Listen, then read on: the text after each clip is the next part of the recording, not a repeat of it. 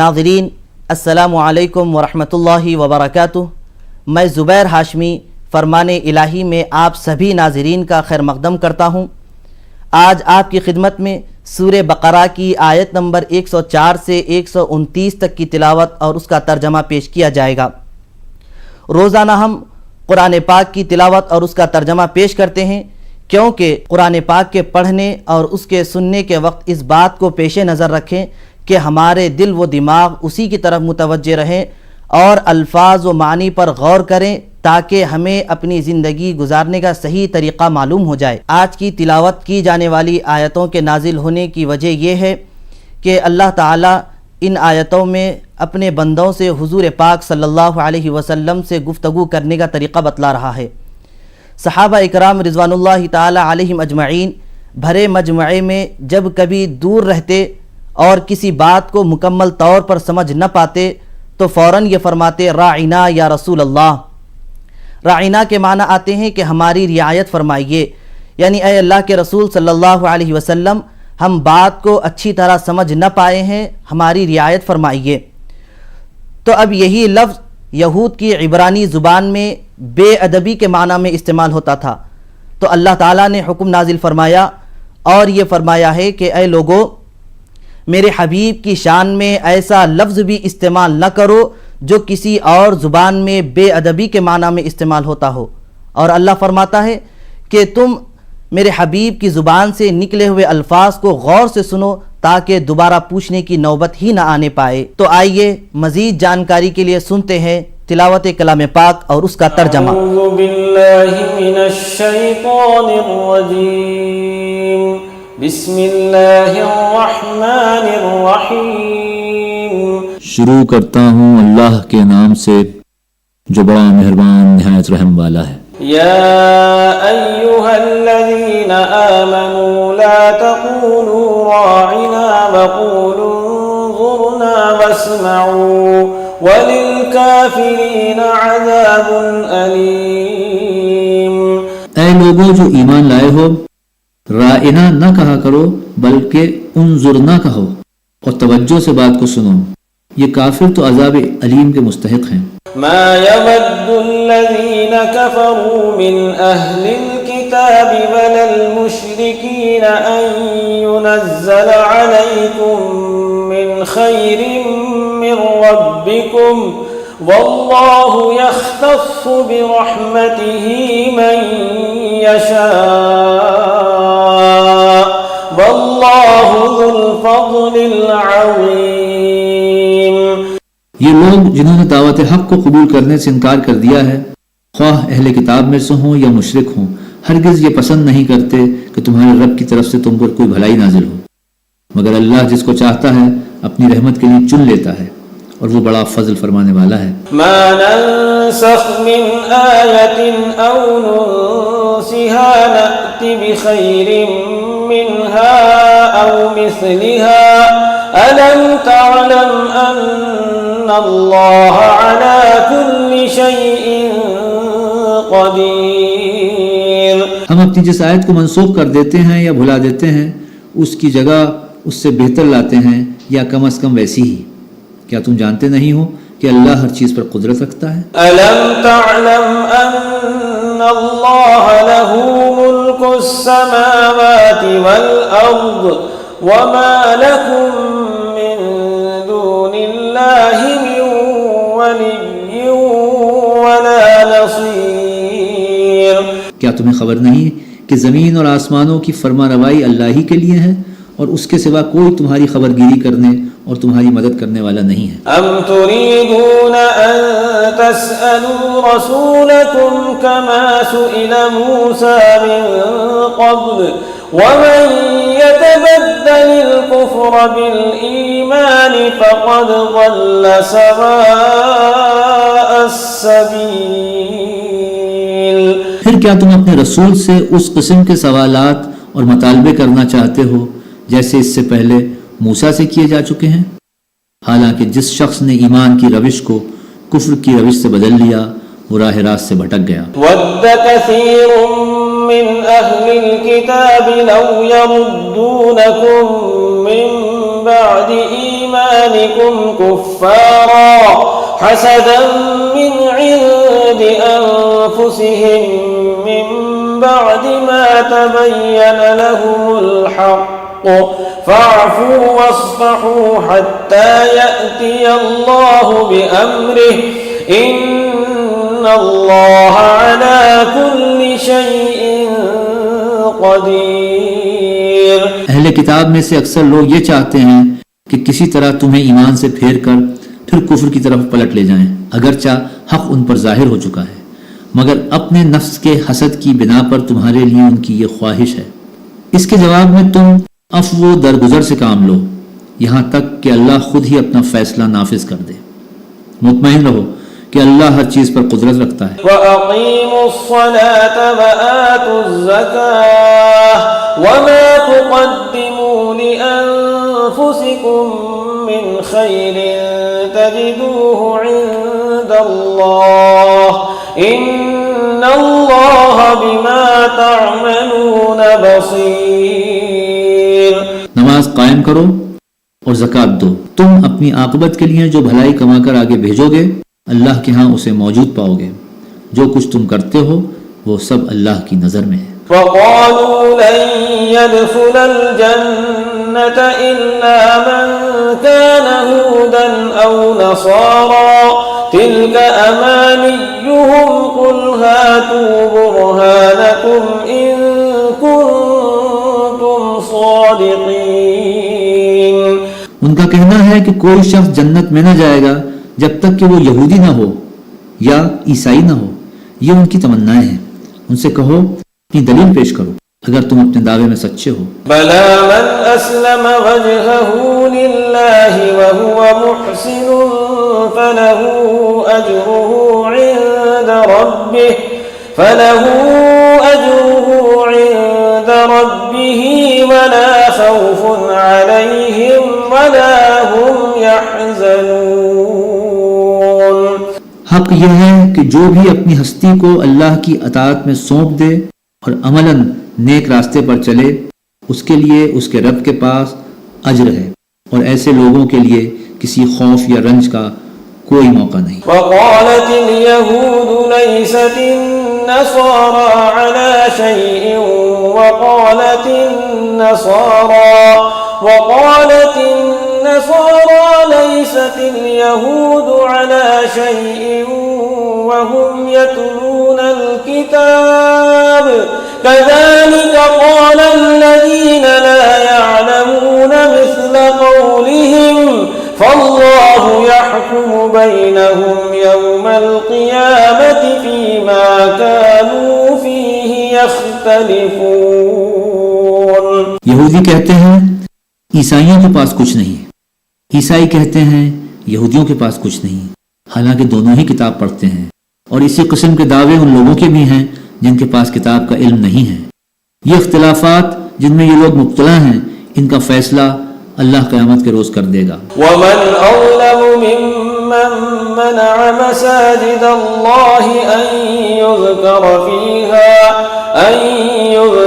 فيها اسمه وسعى في خرابها أولئك ما كان لهم أن يدخلوها إلا خائفين لهم في الدنيا خزي ولهم في الآخرة عذاب عظيم۔ اور اس شخص سے بڑھ کر ظالم کون ہوگا جو اللہ کے معبدوں میں اس کے نام کی یاد سے روکے اور ان کی ویرانی کے در پہ ہو۔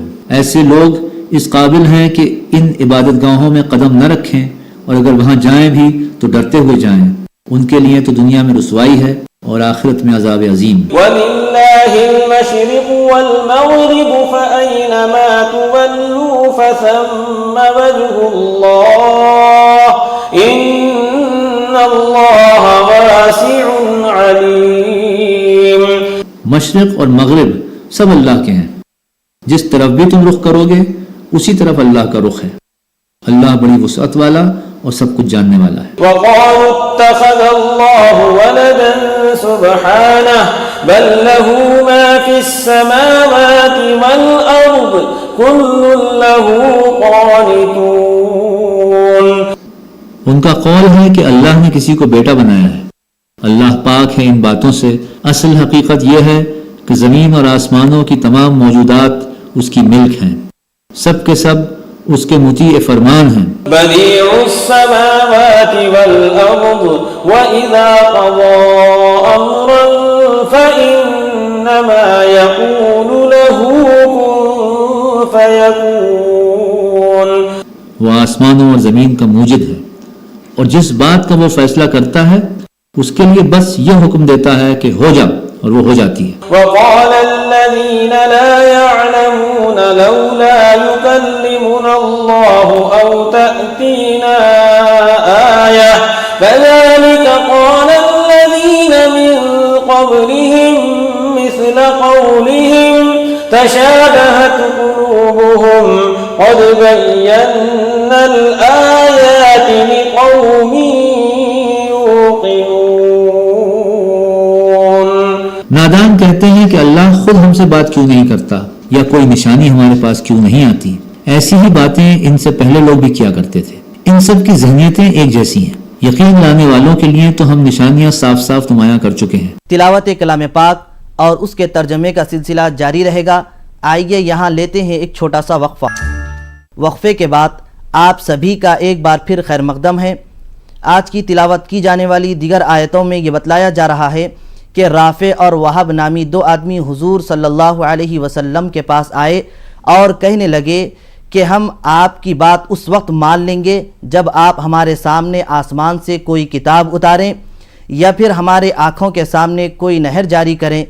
تو اللہ تعالیٰ نے ان آیتوں کو نازل فرمایا اور یہ بتلایا ہے کہ کیا تم اپنے رسول سے اس طریقے کا سوال کرنا چاہتے ہو جس طریقے سے حضرت موسیٰ علیہ السلام سے ان کی قوم نے یہ سوال کیا تھا کہ ہم اللہ کو اپنے سامنے دیکھنا چاہتے ہیں. تو آئیے مزید تفصیل کے لیے سنتے ہیں تلاوت کلام پاک اور اس کا ترجمہ. إنا أرسلناك بالحق بشيرا ونذيرا ولا تسأل عن أصحاب الجحيم. ہم نے تم کو علم حق کے ساتھ خوشخبری دینے والا اور ڈرانے والا بنا کر بھیجا.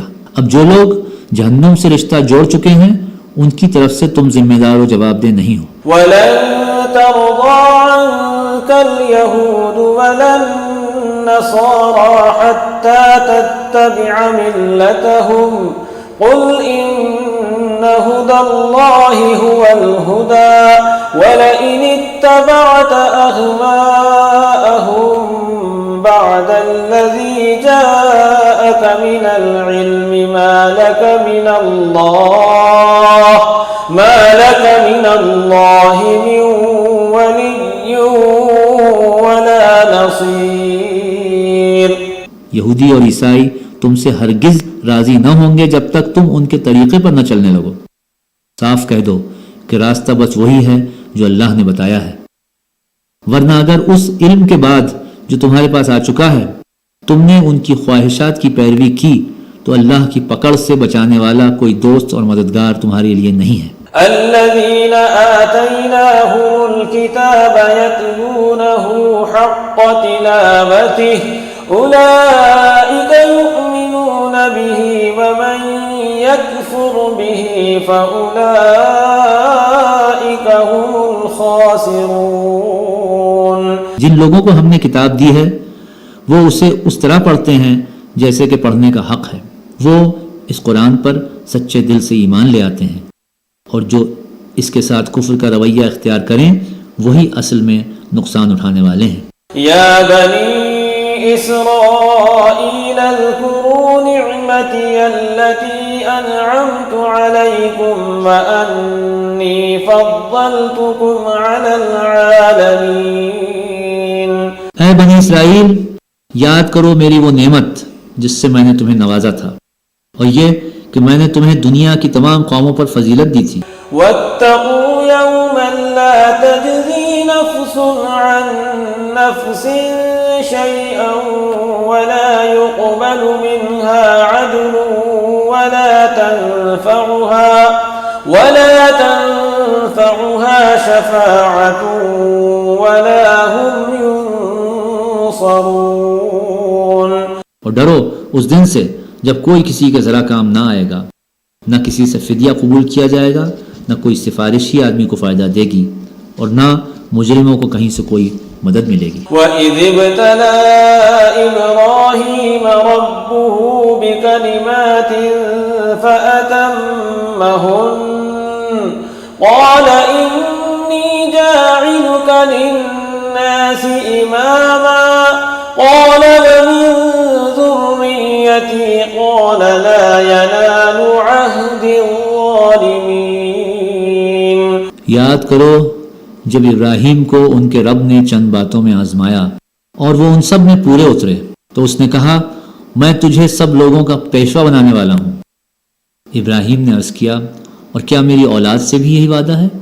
اس نے جواب دیا میرا وعدہ ظالموں سے متعلق نہیں ہے. وَإِذْ جَعَلْنَا الْبَيْتَ مَثَابَةً لِلنَّاسِ وَأَمْنًا وَاتَّخِذُوا مِن مَّقَامِ إِبْرَاهِيمَ مُصَلًّى وَعَهِدْنَا إِلَىٰ إِبْرَاهِيمَ وَإِسْمَاعِيلَ أَن طَهِّرَا بَيْتِيَ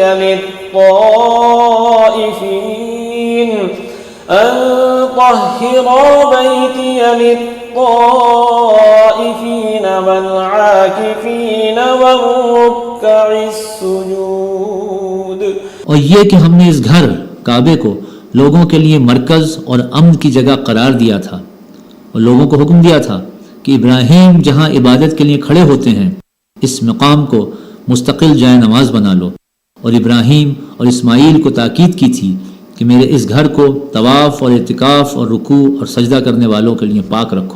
وَإِذْ قَالَ إِبْرَاهِيمُ رَبِّ اجْعَلْ هَٰذَا بَلَدًا آمِنًا وَارْزُقْ أَهْلَهُ مِنَ الثَّمَرَاتِ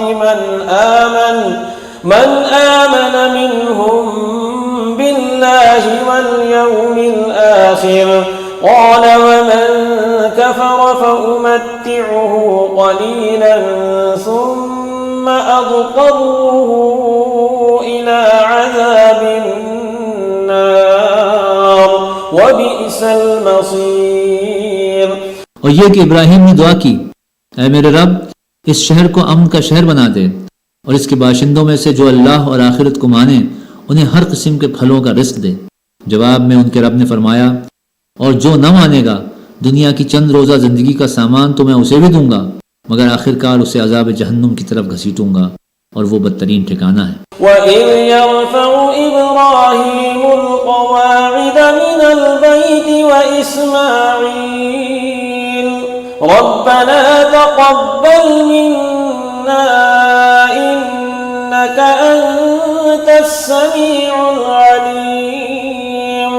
اور یاد کرو ابراہیم اور اسماعیل جب اس گھر کی دیواریں اٹھا رہے تھے تو دعا کرتے جاتے تھے اے ہمارے رب ہم سے یہ خدمت قبول فرما لے، تو سب کی سننے اور سب کچھ جاننے والا ہے. ربنا واجعلنا مسلمین لک ومن ذریتنا أمة مسلمة لک وأرنا مناسکنا وتب علینا إنك أنت التواب الرحیم. اے رب ہم دونوں کا اپنا مسلم مطیع فرمان بنا، ہماری نسل سے ایک ایسی قوم اٹھا جو تیری مسلم ہو، ہمیں اپنی عبادت کے طریقے بتا اور ہماری کوتاہیوں سے درگزر فرما، تو بڑا معاف کرنے والا اور رحم فرمانے والا ہے. ربنا وابعث فيهم رسولا منهم يتلو عليهم آياتك ويعلمهم الكتاب والحكمة ويزكيهم إنك أنت العزيز الحكيم. صدق الله العظيم.